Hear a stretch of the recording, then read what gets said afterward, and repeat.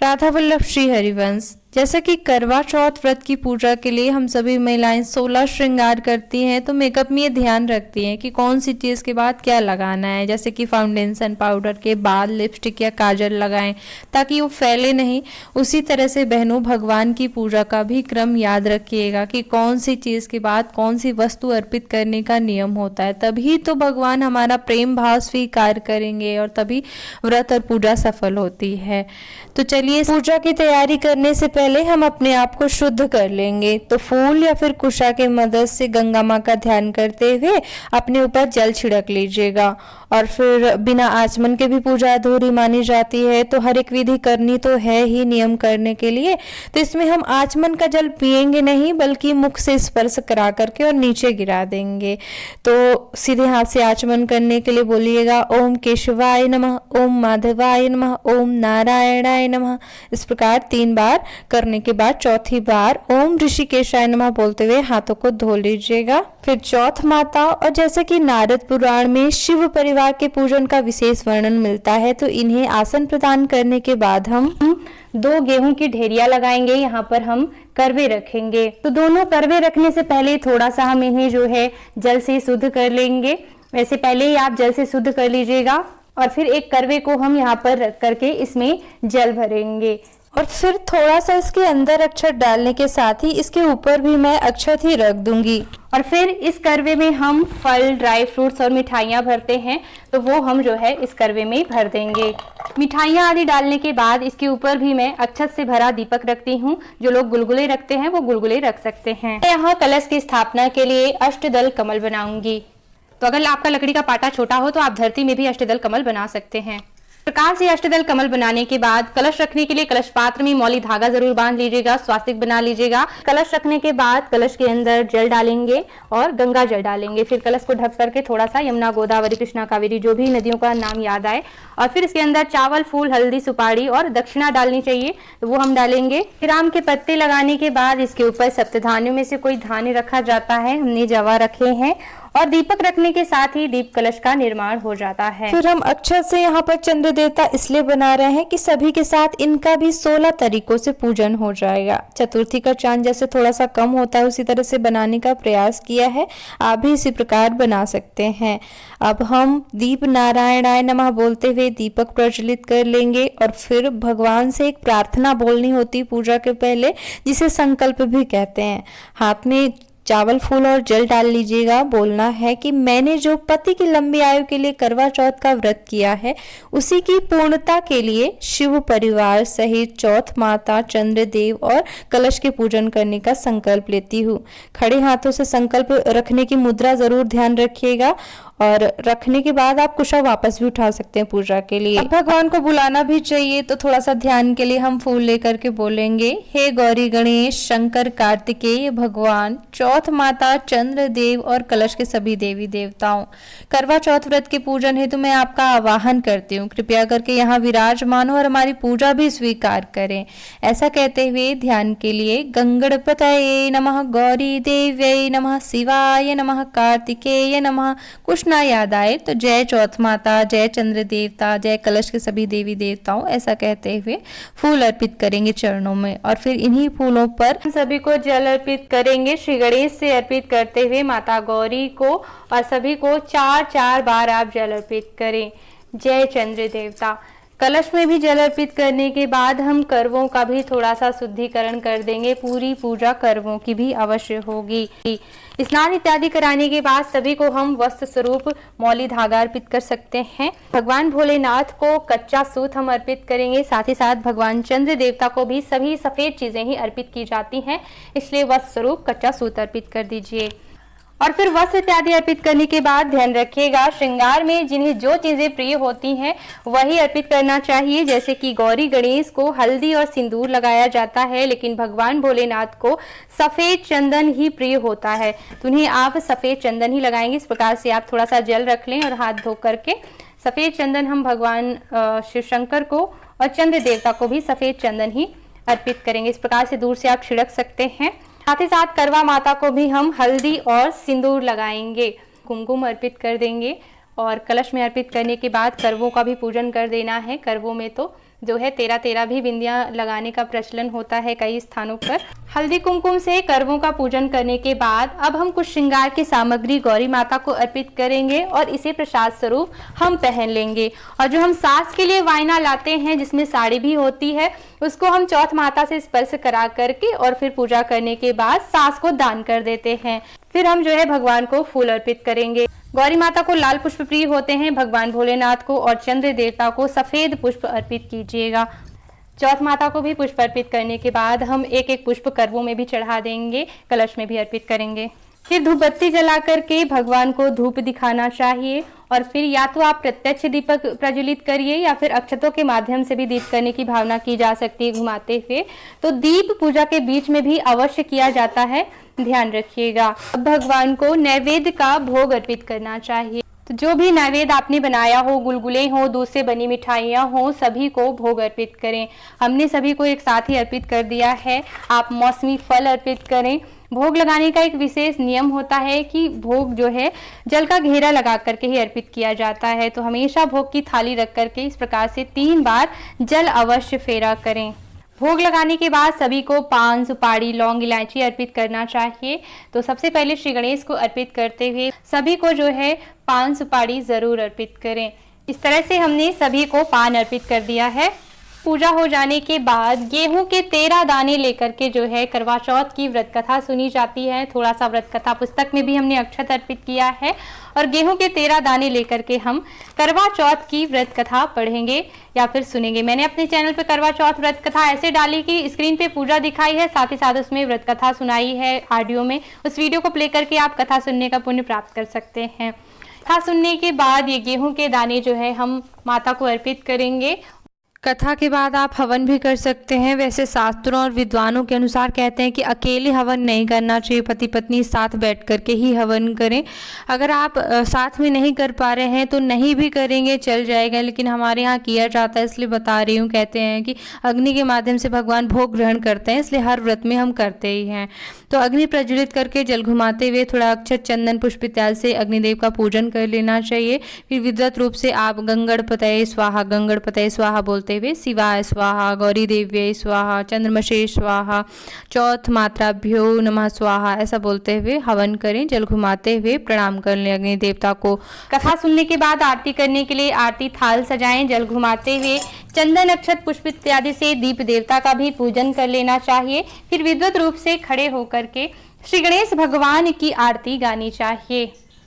श्री गणेश की आरती करने के साथ ही सभी की आरती उतारें। आरती करने के बाद अपने स्थान पर गोल गोल घूमते हुए प्रदक्षिणा की जाती है और फिर हाथों में फूल लेकर के भगवान से क्षमा याचना की जाती है। पूजा पाठ व्रत में हुई गलतियों के लिए भगवान हमें क्षमा करें और पुष्पांजलि अर्पित करें। बार बार भगवान को प्रणाम करते हुए जो है अपनी मनोकामना कहनी चाहिए। अब मैं आपको करवा बदलने की विधि बता देती हूँ, लेकिन ग्रंथों में ऐसी कोई करवा बदलने की विधि का वर्णन नहीं मिलता है, इसलिए हमारे क्षेत्र में नहीं किया जाता है, मैं नहीं करती हूँ। लेकिन अगर आप लोग करना चाहते हैं कि आपके क्षेत्र में होता है तो आप क्या करेंगे, चौथ माता की फोटो में जो कलश बना होता है या करवा बना होता है उसी में स्पर्श कराते हुए बोलेंगे हे माँ करवा लो, और रखते हुए बोलेंगे हे माँ करवा दो, करवा लो, हे माँ करवा दो, हे माँ करवा लो, करवा दो, ऐसा बोलते हुए 3 या 5, 7 बार जो है आप करवा बदलने की विधि कर सकते हैं। अगर दोनों करवों में एक ही चीज भरी हुई है कि दोनों में मिठाइयाँ भरी हैं या फिर दोनों में जो है जल भरा हुआ है तो आप इस प्रकार से भी करवा दो, करवा लो कहते हुए करवा बदलने की विधि कर सकते हैं। पूरी पूजा हो जाने के बाद सुहाग लेने की विधि जरूर करें। आंचल की मदद से गौरी माता को सिंदूर लगा करके अपनी माथे पे जरूर लगाएं और फिर उसी आंचल का दूसरा छोर पकड़ करके चौथ माता को सिंदूर लगा करके चौथ माता से भी सुहाग लेने की विधि जरूर करें। हम जो है चलनी का पूजन करना भूल गए थे तो थोड़ा सा इसको हम रख करके, क्योंकि हमारे धर्म में हर एक चीज का पूजन किया जाता है, तो थोड़ा सा जल से पवित्र करके हल्दी कुमकुम लगा करके अक्षत अर्पित करते हुए चलनी का भी पूजन कर देंगे। इस प्रकार से पूजा जब पूरी हो जाती है, चंद्र देवता को अर्घ्य प्रदान करने के लिए हम आसन से उठते हैं। चूंकि हम जिस स्थान पे बैठ के पूजा कर रहे थे वहां पर हमारी पूजा की ऊर्जा उत्पन्न हो जाती है। अगर हमने उसने नहीं लिया तो वो व्यर्थ चली जाती है। इसलिए जिस आसन पे बैठ के पूजा कर रहे थे उसको थोड़ा सा पीछे खिसकाइए और उस आसन के नीचे थोड़ा सा इस प्रकार से जल डालना होता है और यही आसन के नीचे डाला हुआ जल 3 बार अपने माथे पे लगा लिया जाता है ताकि पूजा की ऊर्जा हम ग्रहण कर सकें। और थाली तैयार करेंगे चंद्र देवता को अर्घ्य प्रदान करने के लिए और पति का पूजन करने के लिए। करवा रखा था, ये चंद्र देवता की पूजा के लिए ही हम रखते हैं। फिर थाली ले जा करके हम चंद्र देवता को अर्घ्य प्रदान करेंगे। वैसे चंद्रमा को अर्घ्य प्रदान करने के लिए कौन सी मुद्रा होनी चाहिए, कौन कौन सी पूजा में क्या क्या विधि करनी है, पति का पूजन कैसे करना है, इसके लिए अलग से बड़ा वीडियो बनाया हुआ है, उसको देख लीजिएगा। यहाँ पे संक्षिप्त से बता रही हूँ, 5 उपचार से पूजन करना है, यानी चंदन, अक्षत, पुष्प, धूप, दीप और नैवेद्य थोड़ा सा भोग लगा दीजिएगा। दीपक चंद्रमा को अर्पित करके चलनी में रख करके पतिदेव के दर्शन करिएगा। और फिर जो है दर्शन करने के बाद तिलक करिएगा हल्दी अक्षर से। कुछ मिठाई खिलाने के बाद पानी पिलाइएगा पति को। फिर पति वही पानी जो है आपको पिला करके आपका व्रत खोलेंगे। पति का आशीर्वाद ले लीजिएगा। तो इसी तरह से शास्त्रीय विधि से करवा चौथ व्रत और पूजा के मैंने 15 से 20 वीडियो बनाए हुए हैं, जिन्हें देखने। करवा चौथ की व्रत कथा। तो दोस्तों, आज की इस वीडियो में हम बात करने वाले हैं करवा चौथ की व्रत की कथा के बारे में। मैं आपको इस वीडियो में करवा चौथ की व्रत कथा और आरती दोनों ही आपको सुनाने वाली हूँ। तो दोस्तों, अगर आपने भी करवा चौथ का व्रत रखा है तो करवा चौथ की पूजा की जाती है शाम को कथा सुनी जाती है। कुछ लोग दोपहर में 11-12 बजे के करीब भी कहानी सुन लेते हैं। तो ये कथा या कहानी आप लोग काफ़ी सारे लोग इकट्ठे बैठकर भी सुन लेते हैं। कई जगह बहुत सारी महिलाएं इकट्ठी होकर सुनती हैं, तो कई जगह लोग मंदिर में भी सुन लेते हैं, काफ़ी सारी महिलाएं इकट्ठी होकर, कहीं पार्क में।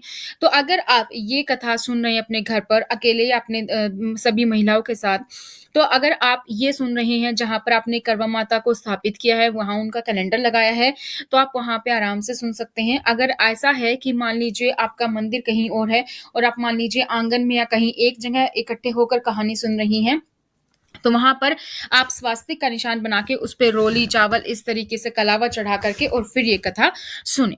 तो इस कथा के बारे में 2 कथा हमेशा कही जाती हैं। करवा चौथ के बारे में सिंगल कथा नहीं कही जाती हैं। ये मैंने अपनी दादी से सीखा है, क्योंकि जब मेरी मम्मी व्रत रखती थी तो मैं भी हमेशा उनके साथ बैठती थी। तो हमेशा 2 सुनी जाती हैं। तो मैं आपको यहाँ पे 2 कथा सुनाऊंगी। साथ ही जो गणेश की विनायक जी की कथा भी सुनी जाती है, वो भी मैं आप लोगों को इस वीडियो में बताने वाली हूँ। तो शुरू करते हैं करवा चौथ की कथा। आप एक लोटे में जल ले लीजिए, उसमें हल्का सा गंगा जल डाल लीजिए और अपने हाथ में कोई अनाज के दाने, गेहूं, बाजरा या चने की दाल ले लीजिए और सुनते सुनते कथा आपको हुंकार भरनी होती है, यानी कि हूं ऐसे करना होता है। हाँ, ऐसे करना होता है, जिससे कि ये पता चलता है कि आप कथा सुन रहे हैं। और जो आपने जो चने के दाने या जो भी अनाज लिया है, आप उसको थोड़ा-थोड़ा सा डालते जाएँगे और जो आपने अनाज लिया है, उसमें से कुछ अनाज आपको आखिर तक, कथा सुनते-सुनते आखिर तक आपको बचाना भी है। और जो भी आपने साड़ी या आपने दुपट्टा जो पहना होगा, आपकी शादी के टाइम का या पीलिया, उसके एक कोने पर उसको बाँध लीजिए। जब शाम को चाँद की पूजा होगी, तो उस टाइम वो ज़रूरत होती है। अब शुरू करते हैं करवा चौथ की कथा। जय करवा माँ। बहुत समय पहले की बात है। एक साहूकार के 7 बेटे और उनकी एक बहन करवा थी। सभी सातों भाई अपनी बहन से बहुत प्यार करते थे, यहाँ तक कि वे पहले उसे खाना खिलाते और बाद में स्वयं खाते थे। एक बार उनकी बहन ससुराल से मायके आई हुई थी। शाम को भाई जब अपना व्यापार बंद कर घर आए, तो देखा कि उनकी बहन बहुत व्याकुल थी। सभी भाई खाना खाने बैठे और अपनी बहन से भी खाने का आग्रह करने लगे, लेकिन बहन ने बताया कि उसका आज करवा चौथ का निर्जल व्रत है और वह खाना सिर्फ चंद्रमा को देखकर, उसे अर्घ देकर ही खा सकती है, क्योंकि चंद्रमा अभी तक नहीं निकला है, इसलिए वह भूख प्यास से व्याकुल हो उठी है। सबसे छोटे भाई को अपनी बहन की हालत देखी नहीं जाती और वह दूर पीपल के पेड़ पर एक दीपक जलाकर छलनी की ओट में रख देता है। दूर से देखने पर वह एक ऐसा प्रतीत होता है जैसे चतुर्थी का चांद उदित हो रहा हो। इसके बाद भाई अपनी बहन को बताता है कि चांद निकल आया है, तुम उसे अर्घ देने के बाद भोजन कर सकती हो। बहन खुशी के मारे सीढ़ियों पर चढ़कर चांद को देखती है और उसे अर्घ देकर खाना खाने बैठ जाती है। वह पहला टुकड़ा मुंह में डालती है तो उसे छींक आ जाती है, दूसरा टुकड़ा डालती है तो उसमें बाल निकल आता है। जैसे ही तीसरा टुकड़ा मुंह में डालने की कोशिश करती है, उसके पति की मृत्यु का समाचार उसे मिलता है और वह बौखला जाती है।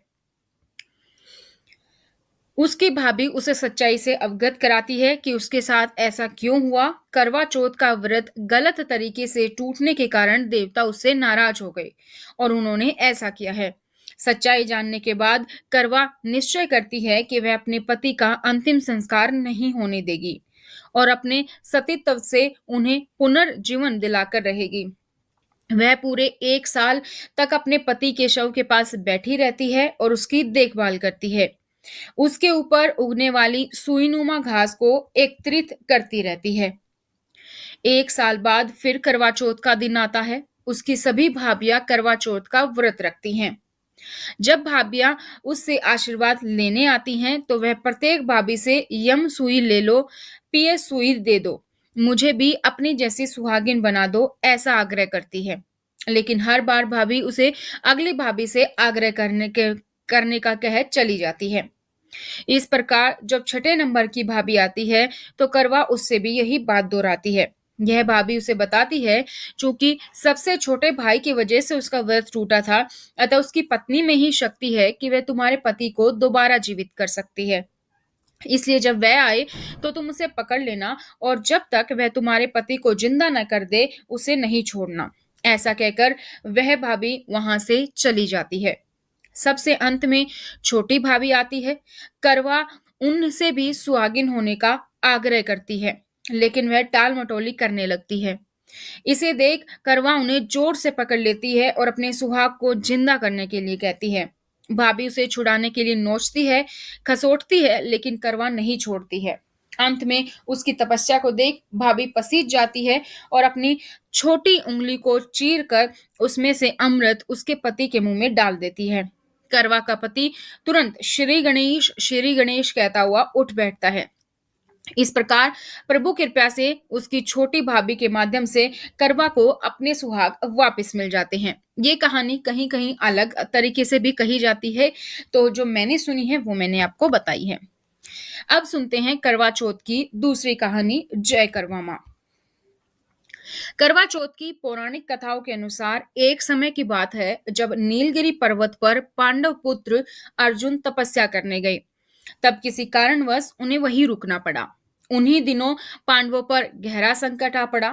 तब चिंतित व शोकाकुल द्रौपदी ने भगवान श्री कृष्ण का ध्यान किया तथा श्री कृष्ण के दर्शन होने पर पांडवों के कष्टों से निवारण हेतु उपाय पूछा। तब कृष्ण बोले, हे द्रौपदी, मैं तुम्हारी चिंता एवं संकट का कारण जानता हूँ। उसके लिए तुम्हें एक उपाय करना होगा। जल्दी ही कार्तिक माह की कृष्ण चतुर्थी आने वाली है। उस दिन तुम पूरे मन से करवा चौथ का व्रत करना।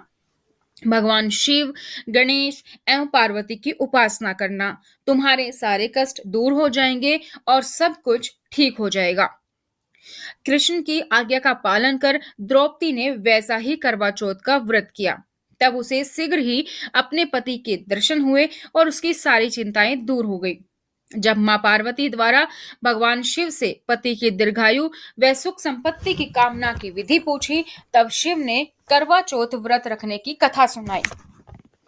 करवा चौथ का व्रत करने के लिए श्री कृष्ण ने द्रौपदी को जो कथा सुनाई वो मैं आपको यहाँ सुनाने जा रही हूँ।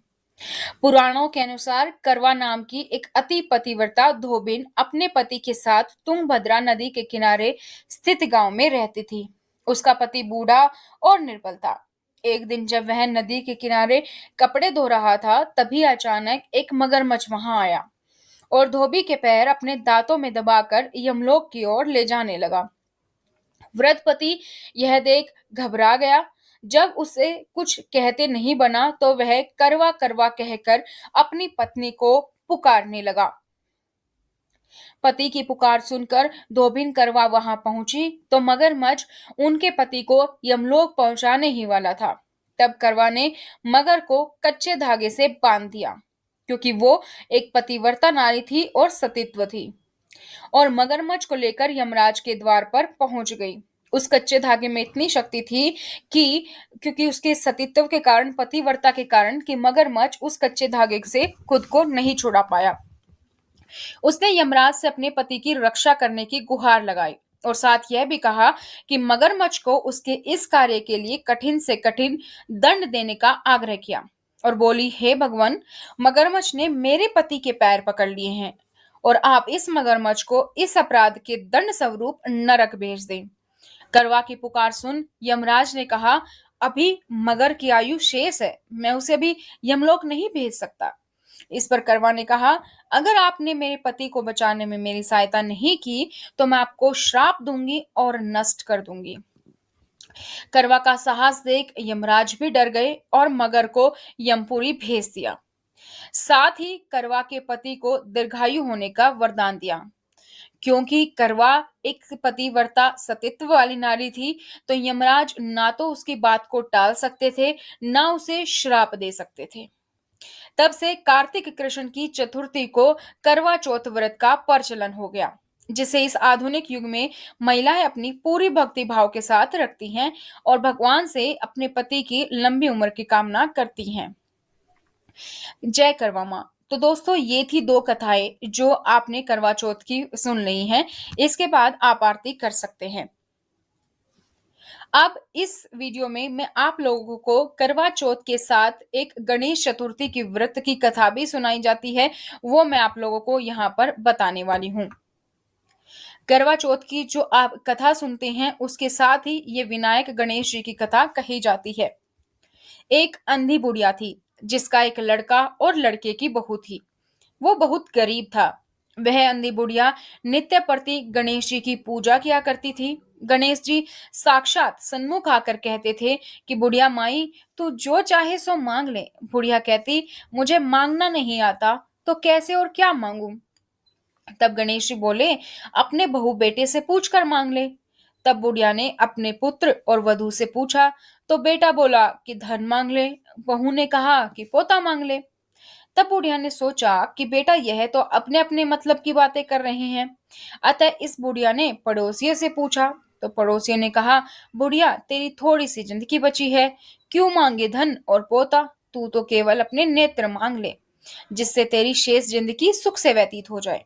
उस बुढ़िया ने बेटे और बहू और पड़ोसियों की बातें सुनकर घर में जाकर सोचा, जिसमें बेटा, बहू और मेरा सबका ही भला हो, वह भी मांग लूं और अपने मतलब की चीज भी मांग लूं। जब दूसरे दिन श्री गणेश जी आए और बोले, बोल बुढ़िया क्या मांगती है, हमारा वचन है जो तू मांगेगी सो ही पाएगी। गणेश जी के वचन सुनकर बुढ़िया बोली, हे गणराज, यदि आप मुझ पर प्रसन्न हैं तो मुझे 9 करोड़ की माया दे, निरोगी काया दे, अमर सुहाग दे, आंखों में प्रकाश दे, नाती पोते दे और समस्त परिवार को सुख दे और अंत में मोक्ष दे। बुढ़िया की बात सुनकर गणेश जी बोले, बुढ़िया माँ, तूने तो मुझे ठग लिया। खैर, जो कुछ तूने मांग लिया वह सभी तुझे मिलेगा। यूं कहकर गणेश जी अंतर्ध्यान हो गए। हे गणेश जी, जैसे बुढ़िया माँ को मांगे अनुसार आपने सब कुछ दिया, वैसे ही सबको देना और हम पर भी अपनी कृपया बनाए रखना। जो इस कथा कहानी को सुन रहे हैं, उन पर भी अपनी कृपया बनाए रखो। सबको 9 करोड़ की माया दो, निरोगी काया दो, अमर सुहाग दो, आंखों में प्रकाश दो, नाती पोते से भरपूर रखो, समस्त परिवार को सुख रखो और अंत में मोक्ष दो। ये थी दोस्तों कि विनायक जी की कथा, जो कि करवा चौथ के कहानी के साथ सुनी जाती है। जय करवा माँ।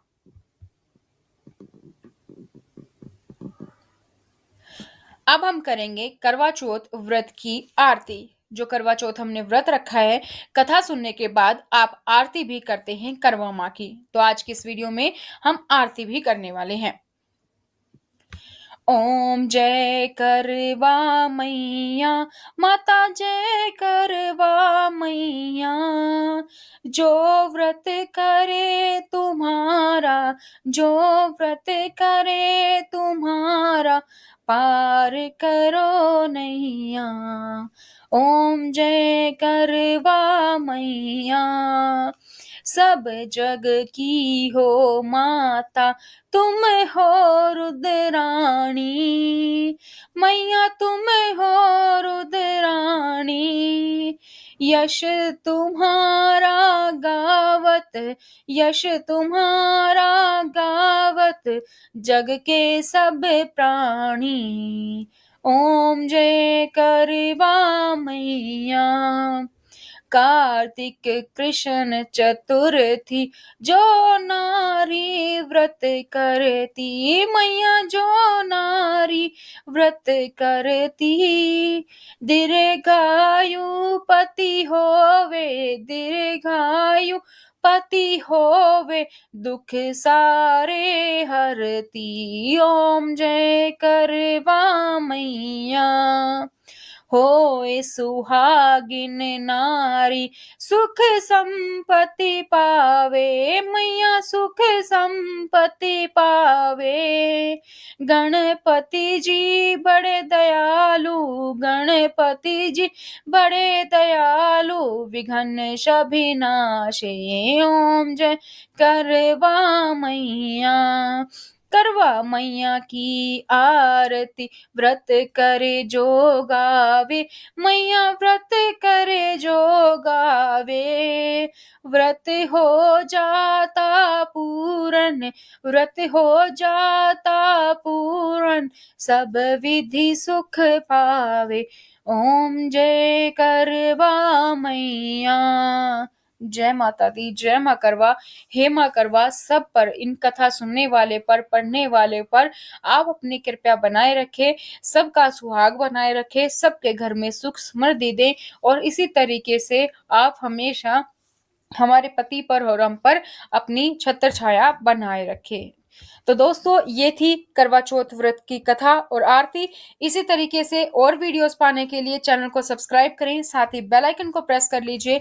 वीडियो को लाइक और शेयर करना ना भूलें।